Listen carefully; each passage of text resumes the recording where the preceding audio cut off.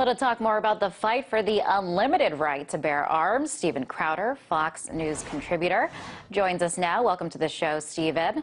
So it seems like people that are pro-gun so passionately believe that it's one of our most fundamental rights, up there with freedom of speech and religion. Why is that?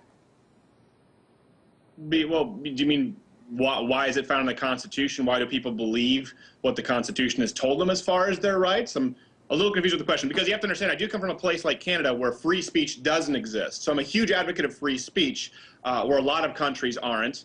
And I'm a huge advocate of people who are law-obeying citizens to be able to own and bear arms. Why would there be a problem with that?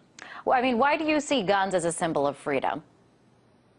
Well, if you look at any, and I'm not saying right now, it's very important that I don't get taken out of context saying that this is a totalitarian regime, but I'm saying when you look at any totalitarian regime, I'm not saying we've ever had one in the United States or that we ever will, one of their first acts is to disarm the populace. And so when it comes to that, I actually side with Gandhi in believing that the English Empire's blackest act would be robbing a nation of arms. So I'm with Gandhi on this one. But that's exactly why the law was written, and you have to kind of take into context that this was a time where people were concerned about that, about fighting against their government. We live in different times right now, so does the same argument apply? Well, we don't live in different times, and that the threat of overreaching government is still very much existent. And of course, it's not only about that, but of course, people's right to bear arms to protect themselves from interior threats here in this country. And I'm not some crazy anarchist or libertarian who doesn't believe that the government fulfills legitimate roles, but let's look at the legitimate roles of government. One would be the military. One would be the police force, because its role, the legitimate purview of government, is to protect its citizens from inside and outside threats. The same thing happens to an American citizen. It is within the legitimate purview of your role as a protector of the household to protect your family. And oftentimes, you look at police response times in the United States, especially in areas where gun ownership is very prevalent, in rural areas. If you don't have a gun, you're straight out of luck. I do want to talk about this particular case in Virginia, where people are allowed to buy guns, but just one at a time. But now that's been repealed, and now you can buy more than one gun every 30 days. Why do you need to buy 5, 10, 15 guns at once? Well, I can't speak to every individual person who buys more than several guns at once, but let me give you a personal example. My fiance had bought a gun that was for home use, a gun that would be far too large to conceal and carry. The next week, encountered a would-be rapist, managed to escape, and went and got her concealed carry permit and a weapon that she could conceal and carry in her purse. So this all occurred within the span of 2 weeks, where she had bought a gun and, of course, would not be able to use that for the legitimate purpose, which she now needed a gun, so she bought another one. So in that case, I certainly don't think it's the government's role to say, listen, I know you've got a would-be rapist who intruded into your house, who we've now tracked in this area of the neighborhood several times. See, you can't take the context in each individual situation. You either believe in the Constitution and apply it wholly to law-abiding citizens, or you don't. But I can't speak to the thousands of people who might buy 2 or 3 guns within the span of a month. I don't know their reasons. Okay, but the purpose of this is to stop proliferation from people buying mass amounts of weapons and taking them somewhere else and selling them. I mean, if somebody were to buy an arsenal of weapons, doesn't that raise some sort of red flag?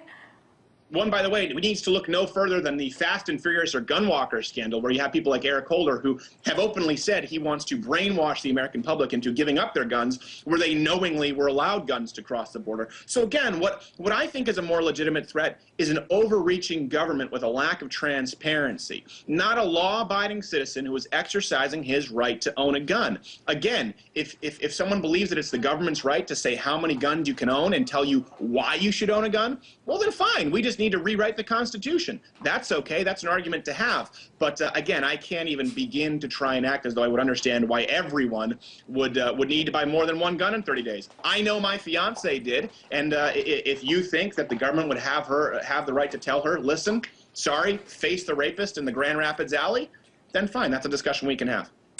Well, okay. Steven, will you see cases like the most recent controversy, this unarmed 17-year-old boy shot dead? School shootings, Virginia Tech is just one of many. Gabrielle Giffords, who's now recovering. I mean, in the wake of all these tragedies, is it going to be harder to fight for guns in the face of these tragedies? Well, no, it'll never be harder to actually, if you're talking about from a political perspective, the gun issue. Listen, the reason Fast and Furious is such a scandal, the reason Eric Holder had to lie is because gun control is a losing issue for Democrats in the United States. It is a losing issue, and that's why they want to avoid it. And that's why anytime someone comes up and says, hey, you know, they think Barack Obama wants to take their guns away, they're seen as a loon and seen as a conspiracy theorist. And that may be true or it may be not true, but it's because Barack Obama hasn't really talked about it a lot. It's a losing issue for Democrats. Most Americans, both Democrats and Republicans, support the ownership of guns. And that's just a fact, especially when you come to blue dog Democrats who would follow lockstep with the Democratic Party, maybe in every other facet, but not with guns. It's a losing issue. Now, I did read this article, Stephen, today, that people that are really gung-ho about guns, part of the reason is that they need them to feel powerful. How do you feel about that? Well, listen, you know, I'm a gun owner. I have a conceal and carry license.